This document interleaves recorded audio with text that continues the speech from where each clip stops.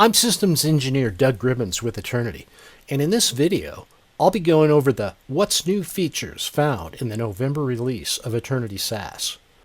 First up in this release, Aternity introduces a new dashboard called IT Help Desk. It's intended for Tier 1 support personnel getting support tickets sent to them and allows them to quickly take a look at what's going wrong with someone's device without actually logging into it.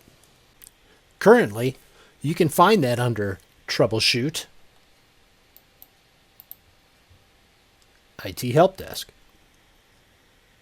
So a support person might have this as their homepage, and if they've got a ticket from, say, Revive, they could simply search for Revive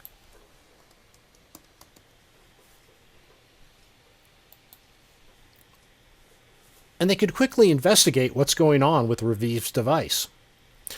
You can see they get scores on the device, hardware information, any recent events, and software changes, and on the right, currently configured remediations can be initiated immediately.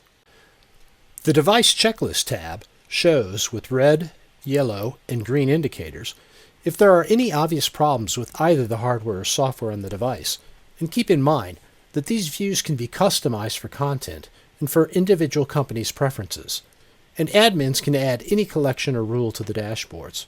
And by the way, you may have noticed that the IT Help Desk is currently in beta, and it does require registration. So contact Aternity Support if you'd like to try it out. Next up, if you go to Settings, under the Security tab, there's a new listing called My Account. This allows account admins to set up things for their account that they weren't able to do before. Previously, they would have to contact Aternity to have these things done for them. You'll see things like adding your own logo to the screen and changing the time zone to reflect where you are. Below that, there's also the ability to change the categories on the main menu. On the Security and Privacy tab, you can allow subscriptions to any email address or limit who can subscribe. And you can choose which personally identifiable information fields are encrypted on the server. Things like host names, IP addresses, usernames, and email addresses, the user's title and role, and their office. Also, they can put their own encryption key in the box at the bottom, or they can leave it blank and a key will be automatically generated for them. And finally, for the November release, we've added the ability to create dashboards using multiple data sources. This is really a big step forward because previously, where you would have to create two separate dashboards, now you only have to create one. Data sources include application, business activities, device health, host resources, process resources, installed software, and remediation. To give you an overview of this new feature, I've asked Nicole, another engineer here at Aternity, to walk you through a quick example. Nicole? In the November 2019 Aternity SaaS release, a new Advanced Analyze feature has been introduced that allows Aternity users to create dashboards using multiple data sources.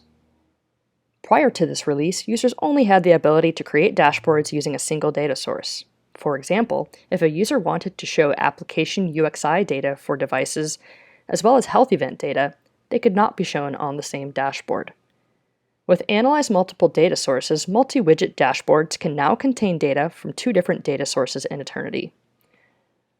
Under the Analyze menu, there is now a Multiple Data Sources option. When selected, it prompts the user to choose the data source that they want to start with for analysis. In this example, I will combine UXI data and health event data. I will begin by choosing the application's data source, which contains the desired UXI data. I will choose the fields I want to show, in this case, model,